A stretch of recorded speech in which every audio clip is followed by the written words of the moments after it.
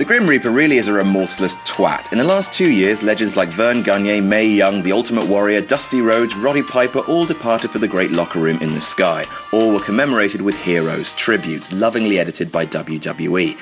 But what about the wrestlers whose passing the company barely gave the slightest mention? And why would they be so cold? I'm Adam from WhatCulture.com, and here are 10 wrestler deaths ignored by WWE.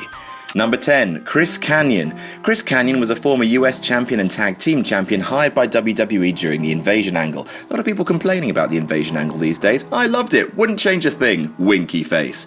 In the years following, Kanyon found himself often either on the bench with an injury or jobbing and was released in 2004. Having suffered from bipolar disorder for many years, Kanyon was found dead in 2010 next to an empty bottle of depressants and an apology note. The WWE gave him nary a passing mention. Was this because he killed himself? Maybe because he once as part of a publicity stunt told people that WWE released him because he was gay, a statement he later retracted. Perhaps it was because he and Raven once attempted to sue the company for cheating wrestlers out of healthcare. Or perhaps, brutally, the WWE just thought no one would remember him or his run with the company. Do you? Number 9, Ludvig Borga. During his brief run in 1993 to 1994, Finnish superstar Ludvig Borga beat Marty Jannetty at SummerSlam, entered Tatanka's 2-year undefeated streak, feuded with Razor Ramon over the IC title, and competed in the main event of Survivor Series alongside Yokozuna against the likes of the Steiners and The Undertaker. After leaving the company, he also became the first Scandinavian to compete in UFC, won the Finnish Heavyweight Championship as a boxer, and was even elected to Finnish Parliament. Despite all this, in 2010, when Borga was found dead from a self-inflicted gunshot wound, the company didn't acknowledge his death. Independently, JR wrote of Borga's problems with drugs and alcohol and said that he had not been a great guy to be around. Number 8, Chris Candido. Well respected for his technical work rate, Candido had notable careers in both ECW and Smoky Mountain Wrestling. His short WWE career even had a few notable moments, namely providing Barry Horowitz with that infamous upset victory and winning the tag team titles as one half of the OTT fitness pricks, the Body Donners. In 2005, Candido died from complications encountered during surgery, and despite TNA honouring him with a memorial tournament,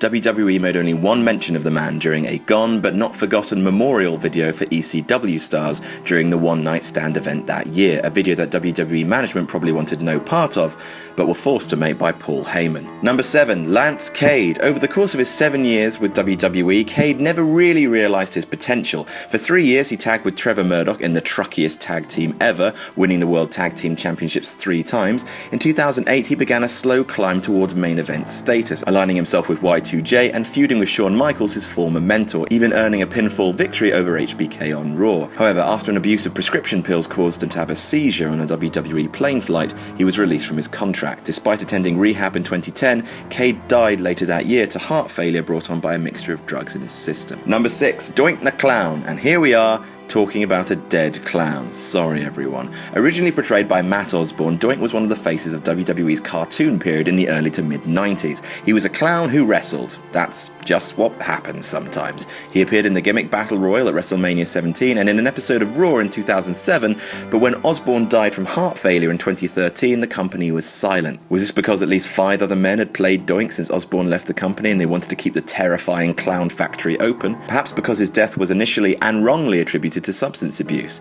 Eventually, a few lines were written on WWE's website, but hardly a fitting tribute for the iconic character. Number 5, Viscera. Big Daddy V, the world's largest love machine, passed away in 2014. He had a long and varied career with the company, including winning the King of the Ring tournament as Mabel and challenging for the WWF title at SummerSlam that same year. After leaving and returning to the company a number of times, Viscera was released for the final time in 2008. In February 2014, Viscera passed away from a heart attack, but received no mention on the Elimination Chamber pay-per-view less than a week later, or Raw the following night.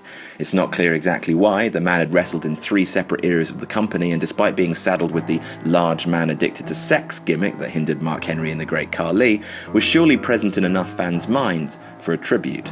Number 4, Nancy Benoit. Most people will unfortunately only know Nancy Benoit for being the woman killed by Chris Benoit during his fit of madness in 2007. In actual fact, Nancy had a 13-year career as a manager, commonly known as Woman, in ECW, where she managed Sandman. She would do things like light his cigarettes and become aroused watching him cane Mikey Whipwreck, as you do. She then moved to WCW to join her real-life husband Kevin Sullivan, but after having a kayfabe affair with Chris Benoit, who was feuding with Sullivan, art imitated life. A romance between Nancy and Chris blossomed for real. real. She retired and the two married. After it came to light that Chris Benoit had killed his family, the WWE made the decision to never again mention the incident or Benoit himself. As such, Nancy's career and her untimely death will forever go unacknowledged by WWE. Number 3, Test. Test had quite the career in WWE. His on-screen relationship with Stephanie McMahon made him a prominent player early on and having a high-profile feud with Shane O'Mac. However, after Stephanie was drugged and stolen by Triple H, wrestling is fun, Test became a tag team wrestler, working as part of TNA with Albert and Trish Stratus, with Scott Steiner, where they spent their tag career abusing Stacy Keibler, and as part of the Un-Americans with Lance Storm and Christian, his association with that stable getting a one-on-one match with The Undertaker at SummerSlam 2002. He won the European title, Intercontinental title, Hardcore title, tag titles, and regularly competed for the ECW World title. He died at the young age of 33 from an overdose of painkillers. He wasn't afforded any tribute, likely because of his problems with steroids and pills. Number 2, Umaga. Umaga, racist gimmick though it most definitely was, got Eddie Fatu over in a big way. He was already a member of the Anoa'i family, I hope I pronounced that right, that gave us The Rock, Yokozuna, Roman Reigns and Rikishi.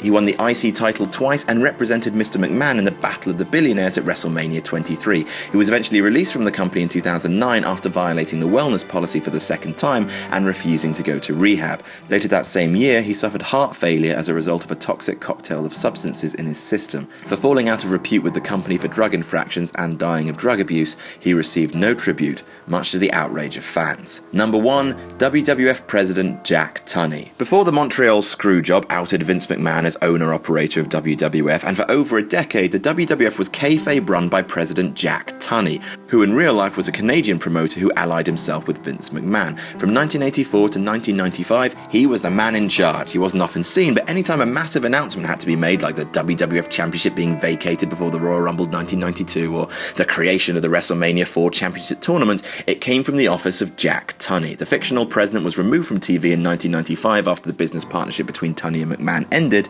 and when he died in 2004 of a heart attack, not one person from WWE attended his funeral, and his death went unreported on WWE.com. Heartbreaking.